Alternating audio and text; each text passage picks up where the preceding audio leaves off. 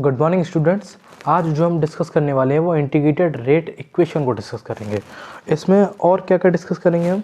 इसमें डिस्कस करेंगे हम ज़ीरो ऑर्डर रिएक्शन को, हाफ लाइफ को डिस्कस करेंगे उसकी, और फर्स्ट ऑर्डर रिएक्शन को डिस्कस हम करेंगे। तो सबसे पहले हम बात करते हैं ज़ीरो ऑर्डर रिएक्शन की। ज़ीरो ऑर्डर रिएक्शन की। जीरो ऑर्डर रिएक्शन से मतलब क्या है? क्योंकि ऑर्डर को हम डिनोट करते थे एन से, स्मॉल एन से। स्मॉल एन की वैल्यू अगर जीरो रख दी जाए तो वो जीरो ऑर्डर रिएक्शन कहलाएगी। सिंपल सी डेफिनेशन ये रही कि जीरो ऑर्डर रिएक्शन कैसे होती है, वेयर स्मॉल एन से हम ऑर्डर रिएक्शन को डिफाइन करते हैं, जहाँ स्मॉल एन की वैल्यू जीरो रहती है, वो जीरो ऑर्डर रिएक्शन कहलाता है। अब कोई रिएक्टेंट मैंने ले लिया ए और प्रोडक्ट कोई ले लिया बी, यानी कि रिएक्टेंट ए से प्रोडक्ट बन रहा है बी। अब किसी टाइम पर, यानी कि टाइम अगर जीरो रख दिया जाए, टाइम यहाँ से अभी स्टार्ट नहीं हुआ है, तो यहाँ का जो रिएक्टेंट रहेगा वो क्या रहेगा? वो भी सी नॉट रहेगा आपका। कंसंट्रेशन अगर बात करें, कंसंट्रेशन ऑफ ए, वो क्या रहेगी आपकी? टाइम अगर जीरो दे रखा है, टाइम अगर जीरो, टाइम के रेस्पेक्ट अगर टेम्परेचर ऑफ कंसंट्रेशन दे रखा है आपका टी पर, टी इक्वल टू जीरो दे रखा है, तो कंसंट्रेशन ऑफ ए कितना आएगा? सी जीरो। अब इसके ही प्रोडक्ट की बात करें तो प्रोडक्ट क्या बनेगा? प्रोडक्ट तो बनेगा ही नहीं कुछ, क्योंकि कंसंट्रेशन तो यहाँ से स्टार्ट हो रही है ना रिएक्टेंट की कंसंट्रेशन अभी स्टार्ट भी नहीं हुई है, इनिशियल कंडीशन पर है, तो प्रोडक्ट तो बनेगा ही नहीं, प्रोडक्ट तो जीरो रहेगा आपका। अगर यहाँ मैं मान लूँ कि टाइम मैंने टी मान लिया, कोई टाइम मैंने टी मान लिया, तब क्या रहेगा? रिएक्टेंट तो कम हो रहे होंगे, रिएक्टेंट कम हो रहे होंगे तो रिएक्टेंट बनेगा, रिएक्टेंट रहेगा कंसंट्रेशन ऑफ ए का, कंसंट्रेशन ऑफ ए का जो रिएक्टेंट रहेगा वो सी टी, यानी कि सी नॉट से सी टी घट गया, डिक्रीज हो गया। अब यहाँ क्या होगा? अब रिएक्टेंट तो घट रहे हैं, रिएक्टेंट घटेंगे तो प्रोडक्ट तो बढ़ेगा ना, प्रोडक्ट बढ़ेगा तो जीरो से क्या हो गया? वो एज्यूम कर लिया बी टी। ये सिर्फ एक वैल्यूज़ हैं और कुछ नहीं है, ये फिक्स वैल्यूज़ नहीं है, ये वैल्यूज़ हैं जो एज्यूम की जा रही हैं, जो मान ली जा रही हैं बस। इनिशियल कंडीशन पर सी नॉट प्रोडक्ट की कोई वैल्यू रहेगी, एक स्पेसिफिक टेम्परेचर मान लिया टी, जिस पर सी टी कंसंट्रेशन ऑफ ए का सी टी हो जाएगा आपका, कंसंट्रेशन टी पर कंसंट्रेशन क्या हो जाएगा आपका? सी टी हो जाएगा, और प्रोडक्ट क्या हो जाएगा आपका?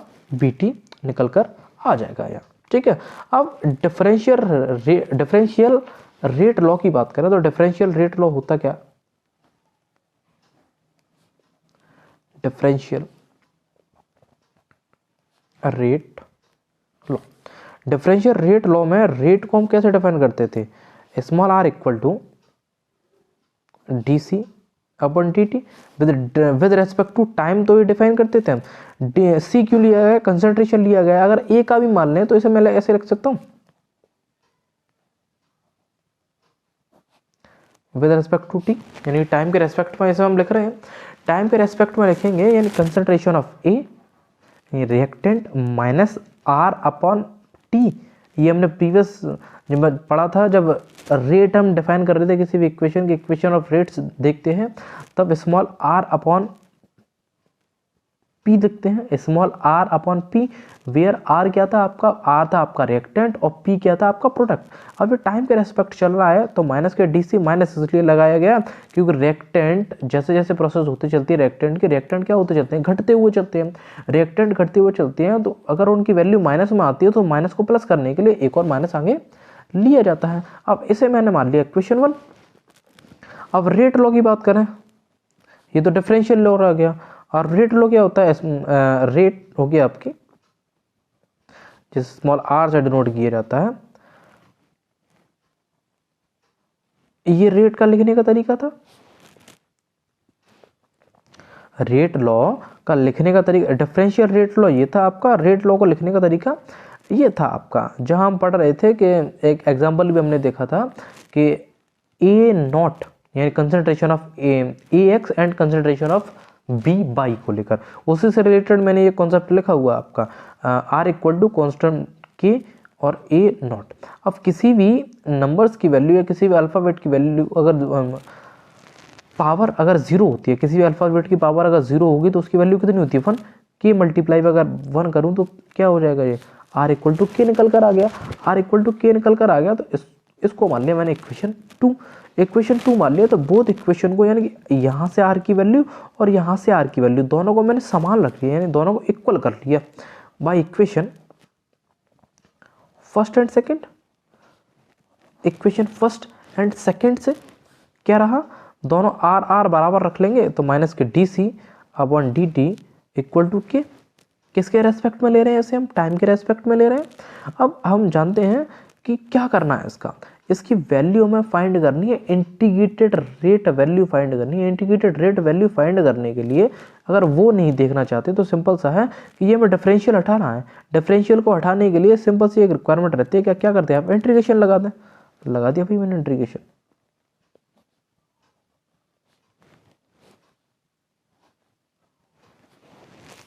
इंटीग्रेशन लगाते हैं, किसके रेस्पेक्ट में कर रहे हैं हम, टाइम पे रेस्पेक्ट में कर रहे हैं, तो कर दिया टाइम के रेस्पेक्ट में।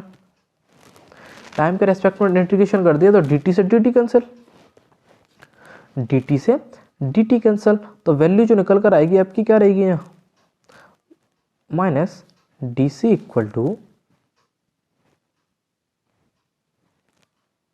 कि ये निकल गया बाहर और ये हो गया dt। ठीक, ऊपर वाले में कुछ हम कंसंट्रेशन जो देख रहे थे, कंसंट्रेशन क्या थी, यानी कि अगर लिमिट फाइंड करने की कोशिश करें डी सी की, यानी कंसंट्रेशन ऑफ रिएक्टेंट की लिमिट अगर फाइंड करने की कोशिश करें तो लिमिट क्या थी इसकी, सी नॉट से सी टी। कहाँ से लेकर कहाँ तक लिमिट, ये सी नॉट से सी टी लिमिट थी आपकी। और के की कैसी थी, 0 टू टी, 0 टू टी आ रही थी आपकी, यानी कि यहाँ टाइम की लिमिट क्या थी, 0 टू टी, और कंसंट्रेशन की क्या थी, सी नॉट टू सी टी। अब मैं कंसंट्रेशन की लगा दी मैंने सी नॉट टू सी टी, और यहाँ इंटीग्रेशन की जो लिमिट लगेगी वो क्या लगेगी, 0 टू टी। ठीक है, 0 टू टी लगेगी। इंटीग्रेशन सॉल्व करेंगे, इंटीग्रेशन सॉल्व करने के लिए डिफरेंशिएशन से ये कट जाएगा इंटीग्रेशन आपका, और लिमिट एप्लीकेबल हो जाएगी आपकी। लिमिट एप्लीकेबल होगी ना, सो नॉर्मल सी, ये माइनस एक बाहर है तो बाहर, अपर लिमिट, और यहाँ आ जाएगी आपकी लोअर लिमिट। सेम एडिशन यहाँ करना, T 0 to T, 0 to T हो गया आपका। अब हम जानते हैं कि इंटीग्रेशन को सॉल्व करने के लिए, इंटीग्रेशन में लिमिट लगाने के लिए lower limit minus, sorry upper limit minus lower limit करते हैं, ये माइनस बाहर लगा हुआ है, upper limit minus lower limit करेंगे, upper limit minus lower limit equal to, इसमें भी same upper limit minus lower limit लगा दिया हमने। यहाँ से अगर माइनस अगर हटाने की कोशिश करें तो एक वैल्यू निकल कर आएगी C T minus C naught equal to K T. अब ये माइनस उधर कर देंगे, माइनस के टी हो जाएगा आपका, माइनस के टी। एक वैल्यू तो आपकी यहाँ से निकल कर आ गई है, और एक वैल्यू और फाइंड करने की कोशिश करें, नॉर्मल सी टी अगर निकालने की कोशिश करें तो माइनस के टी प्लस सी नॉट। ये वैल्यू किससे निकल कर आई है, इंटीग्रेशन से तो निकल कर आई है। ये वैल्यू अगर इंटीग्रेशन से निकल कर आई है तो उसका नाम क्या होगा, इसका नाम होगा इंटीग्रेटेड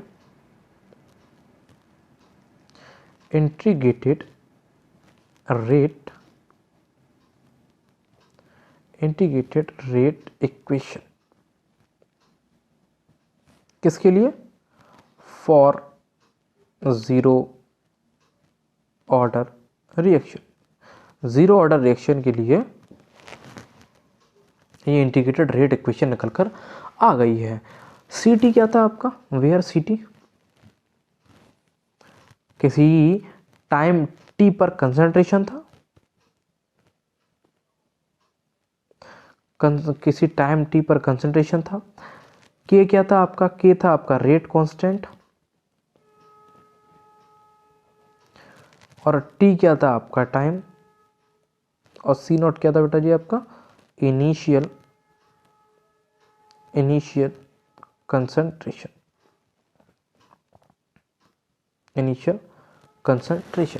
अब हम बात कर रहे थे जीरो ऑर्डर रिएक्शन की। जीरो ऑर्डर रिएक्शन के लिए एक रिएक्शन जो यहाँ फाइंड की गई है आपकी, रिएक्शन फाइंड करते हैं, क्या क्या है रिएक्शन, सी टी माइनस के टी प्लस सी नॉट। ये रिएक्शन हमने जीरो ऑर्डर रिएक्शन अभी देखी थी, जीरो ऑर्डर रिएक्शन देखी थी।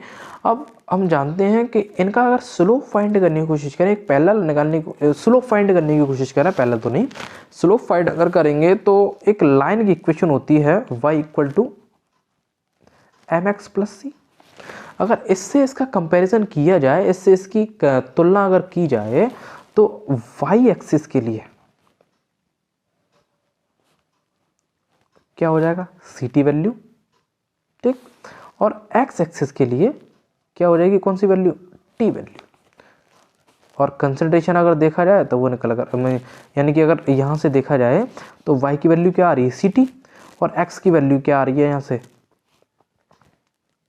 टी, और c की वैल्यू यानी कि इस कांस्टेंट की वैल्यू कितनी आ रही है, सी नॉट, और m क्या है आपका यहाँ, m है माइनस के, क्या है, एक स्लोप है।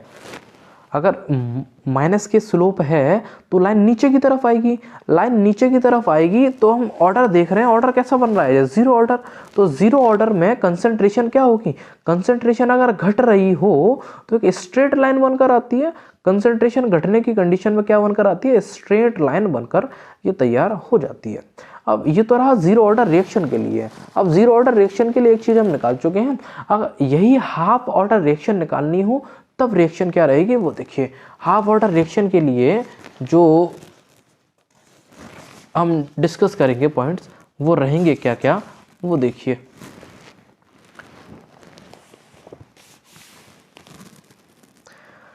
Half life of a reaction, यानी हाफ ऑर्डर के अगर देखेंगे तो हाफ क्या है, नॉर्मल सा t/2 लगा देना है आपको, ये लगा हुआ है t, जहां हमारा 0 और t लग रहा था, यहाँ क्या लग जाएगा आपका t हाफ लग जाएगा।